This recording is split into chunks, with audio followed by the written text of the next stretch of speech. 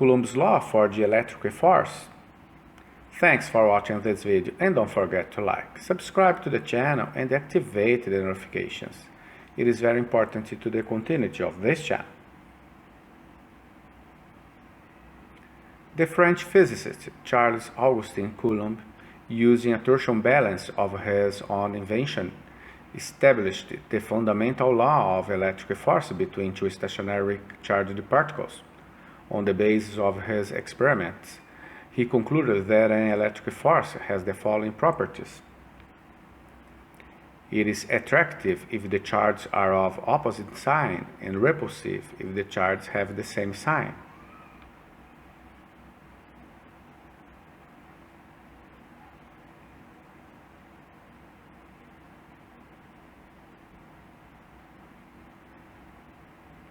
It is proportional to the product of the magnitudes of the charge of the two particles.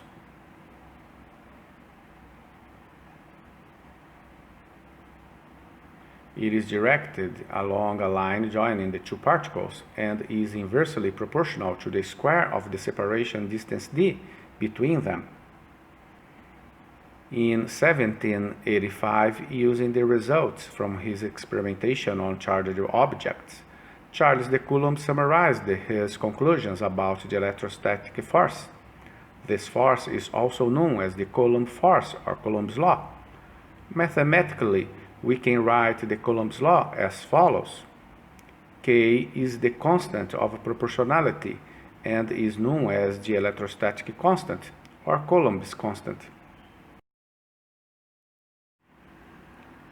Calculate the force acting between 2-point charges of 10 microcoulombs and minus 5 microcoulombs separated by a distance of 10 cm in a vacuum.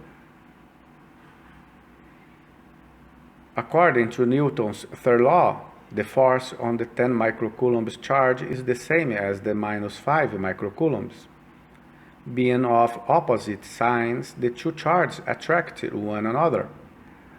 Solving this problem is just a matter of substituting known values into the Coulomb's law and then finding the force. There is a force of attraction of 45 newtons.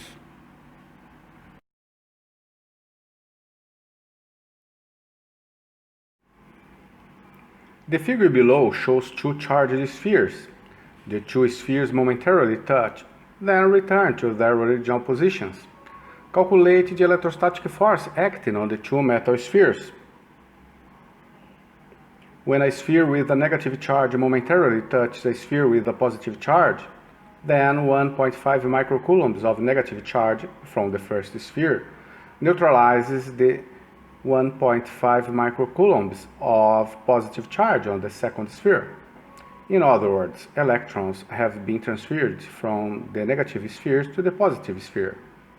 The remaining net charge of minus 0.6 microcoulombs then divides equally between the two identical spheres. Each sphere now has a charge of minus 0.3 microcoulombs. Since both spheres have a negative charge, the electrostatic force is repulsive. We just substitute the known values into the Coulomb's law and then find the electrostatic force. The electrostatic force is one of repulsion, with a magnitude of 0.9 newtons.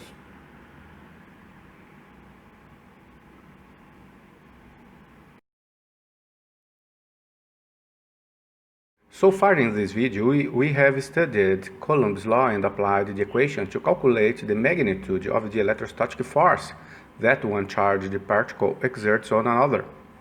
However, many situations involve more than two charges. Pay attention in the following problem. Consider 3-point charges at the corners of a triangle, as shown in the figure below. Determine the resultant force on the charge located at the right angle.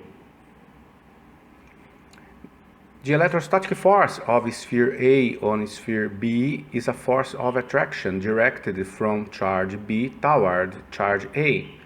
The electrostatic force of sphere C on sphere B is a force of repulsion directly upward. If several point charges are present, the net force on any one of them will be the vector sum of the forces due to each of the others, as shown in the figure. The force on the sphere B on the right angle due to the sphere A is calculated as follows. The force on the sphere B on the right angle due to the sphere C is calculated as follows. The resultant force is given by the vector addition of the two forces that can be obtained by Pythagorean theorem as follows.